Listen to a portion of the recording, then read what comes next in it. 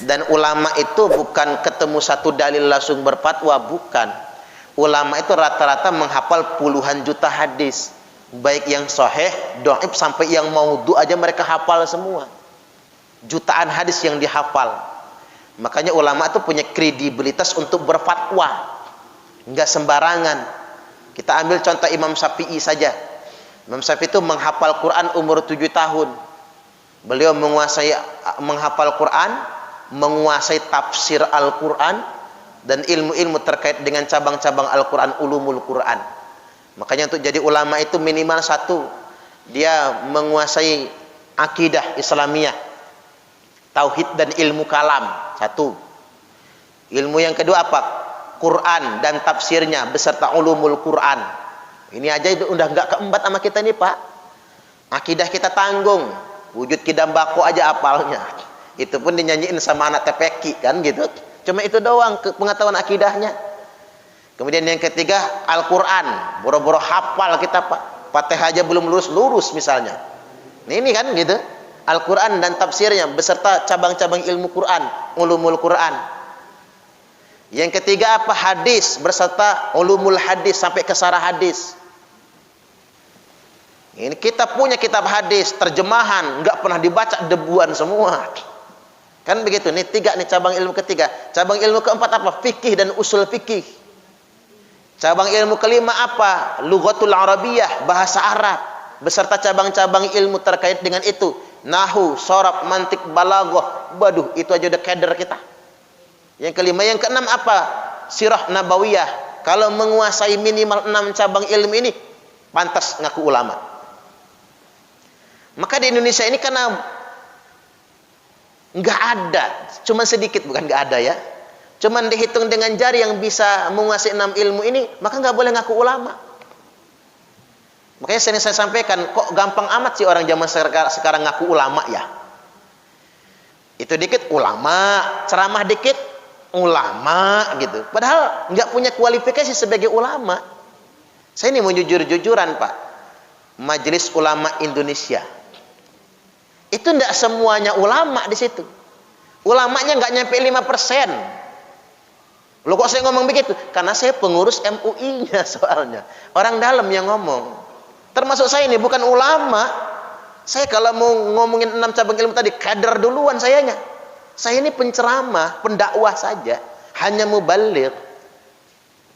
Bukan ulama. Siapa yang nguasain 6 cabang ilmu itu? Makanya saya sampaikan kepada teman-teman nih, kita semua para ustadz di Indonesia ini, jangan gumedek lah, jangan so ingin diulamakan, jangan. Dia bisa salah bisa benar kok. Kalau dia salah ya dihukum. Saya sekaligus menyikapi ini, Pak, penangkapan 2 ustadz, Farid Ahmad Oqbah sama Zain An-Najah. Ya dia bukan ulama, ngapain kita anggap ulama walaupun dia pengurus MUI? Dia bukan ulama. Kalau dia ngaku ulama, dites dulu ilmunya sampai mana, kan begitu. Cuman mereka ini sudah bukan lagi setahun 2 tahun, Pak, sudah lama dikuntit.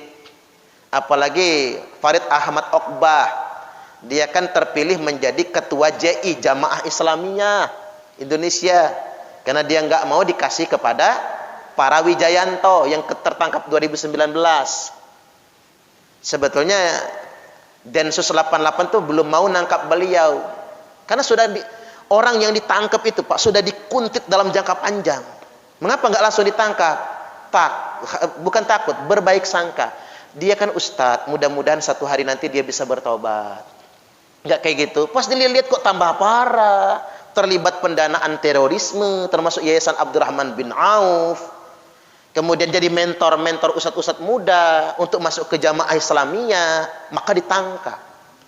Itu sama dengan para Wijayanto. Para Wijayanto itu dikuntit Densus 88 dari bin malah ya, Pak, dari umur 23 tahun.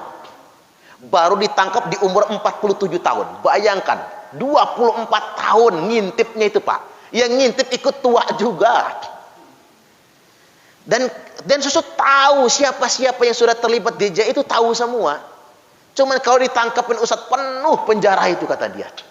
Nah, kami sengaja nggak nangkap karena apa? Kita pendekatan kebangsaan, pendekatan humanis. Siapa tahu dia masih bisa bertobat. Nggak kayak di media sosial itu kan, oh Densus 88 menzalimi ulama. Ulama mana kata saya? Ulama yang mana dizalimi sama Densus? Itu bukan ulama, ngakunya saja ulama. Ulama nggak mungkin ngajak umat ini melawan negara sendiri. Nggak mungkin, bukan ulama itu. Ini saya perlu belak-belakan. Jangan kejebak sama medsos. Apalagi kemarin ada framing di mana Densus 88 itu apa namanya menodai kehormatan muslimah, kan begitu di grup-grup WhatsApp kan. Masuk kamar santri, santrinya belum pakai baju katanya. Itu fitnah. Untung Densusnya punya video. Ada video. Datangnya sopan sekali. Mohon maaf ibu, kami menjalankan perintah undang-undang untuk melakukan penggeledahan. Ini bukti suratnya, surat perintahnya. Enggak ada masuk kamar santri, enggak. Enggak ada yang namanya ngeliatin perempuan enggak pakai baju, enggak ada. Untung ada buktinya. Makanya umat Islam ini kalau mau dakwah sajalah, jangan melawan negara kalau nggak boleh ditangkap. Begitu ditangkap teriak-teriak, ulama dizalimi. Nanti dulu, ge. Makanya kita harus banyak belajar, tanya dulu. Jangan sembarangan. Densus 88 itu menjalankan perintah agama, memerangi terorisme. Itu wajib hukumnya. Nah, ini yang perlu saya pertegaskan. Terutama begini, jangan ngaku-ngaku ulama lah kalau nggak punya kualifikasi sebagai ulama. Teriak-teriak ceramah dikit ngaku ulama kayak Nur Sugi misalnya. Ya bukanlah. Baca ayat aja salah kok ngaku ulama. Ini penting, saya perlu kasih wawasan, Pak. Agama itu tidak boleh dibawa untuk merusak, tapi rahmatan lil alamin. Tugas Nabi itu membuat orang untuk sadar dari kafir menjadi iman, dari maksiat menjadi taat. Itu tugas semua orang, bukan mengkafir-kafirkan orang atau perang dan lain sebagainya. Kalau enggak mudah melakukan itu semua. Bahkan begini, Pak. Keluarga-keluarga napi terorisme itu yang keluarganya ditangkap itu dinafkahi oleh Densus 88. Setiap minggu dikirim beras, anaknya disekolahkan, yang kuliah dikuliahkan. Ini ngapa enggak diekspos? Takut yang lain iri. Wah, enak juga jadi teroris ya. Bahkan ada teroris di lapas itu, Pak, enggak mau keluar penjara. Udah mau habis masa tahanannya, enggak lah saya di sini aja enak kata dia. Keluarga di rumah dikirim beras, anaknya disekolahkan. Bahkan mohon maaf Pak, ada bini teroris sampai jatuh cinta sama petugas Densus 88 Pak, gara-gara sering dikasih duit. Ya enggak diladen lah kan, karena mau ngapa? Suaminya di penjara kesepian barangkali.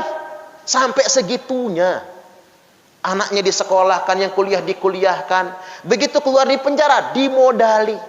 Ada yang dibukakan rumah makan, ada yang dibikinkan rumah, ada yang dibelikan mesin bubut, sampai segitunya. Jadi nggak seperti yang difitnah-fitnah itu. Makanya saya katakan itu jihad. Karena perintah Nabi. Kalau kaum Khawarij sudah keluar lagi, kata Nabi di akhir zaman, fa idza kharaju faqtuluhum.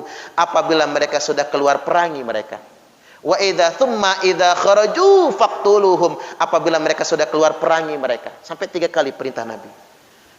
Fa inna fi qatlihim ajran liman qatalahu yaumal qiyamah. Karena sesungguhnya memerangi Khawarij itu pahalanya sangat besar bagi yang memeranginya pada hari kiamat nanti. Jadi jangan kayak framing-framing di media sosial itu. Jadi sekarang ini enggak boleh orang sembarang ngaku ulama. Karena Nabi sudah sampaikan di akhir zaman itu katsirun fuqaha'uhu qalilun fuqaha'uhu wa katsirun khutaba'uhu. Di akhir zaman itu kata Nabi, sedikit sekali ulamanya, terlalu banyak tukang ceramah.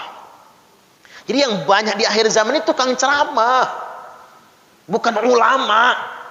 Termasuk saya ini tukang ceramah, makanya teriak-teriak Pak. Tukang ceramah yang banyak, yang tampil di media-media pengajian akbar, itu rata-rata penceramah, bukan ulama. Nabi sudah sampaikan begitu. La ya'rifuna al-ulama'a illa bi thawbin hasan, dan nanti kata Nabi, orang tidak kenal ulama kecuali karena pakaiannya saja yang bagus. Di akhir zaman ulama tinggal pakaian, Pak. Ulama tinggal simbol. Ulama tinggal kedoknya, bukan ulama beneran. Nah, ini penting, makanya kita wajib bersanad kalau belajar agama. Karena kita ini bukan ulama, maka belajar agama bersanad. Kita berguru, gurunya terus bersanad sampai kepada para ulama. Kayak kita ngaji kitab fikih ini, Pak. Bapak bersanad ke saya bersanad ke guru saya, sampailah kepada Imam Syafi'i, sampailah kepada Rasulullah sallallahu alaihi wasallam. Karena kita nggak bisa bikin hukum sendiri. Hukum itu harus disandarkan kepada fatwa. Ini perlu saya tabayun biar enggak kejebak ya Pak dengan apapun namanya. Termasuk saya ini ngisi, bapak-bapak itu boleh nggak diterima? Ah, kayaknya kurang cocok yang itu. Ya udah tolak aja. Karena saya ini bukan Tuhan, saya bukan nabi dan saya bukan malaikat. Tapi saya sebisa mungkin menyampaikan berdasarkan Al-Qur'an dan Sunnah dan sesuai dengan nalar yang sehat. Bukan dengan fitnah, bukan dengan berita bohong, bukan yang berujungnya pada adu domba, bukan sedemikian rupa. Demi keutuhan negara kita, negara kesatuan Republik Indonesia. Karena begini, kita ini membela keluarga saja, mati membela keluarga, mati syahid. Mati membela harta, mati syahid loh Pak. Ada orang ngegarong harta kita, kita ngelawan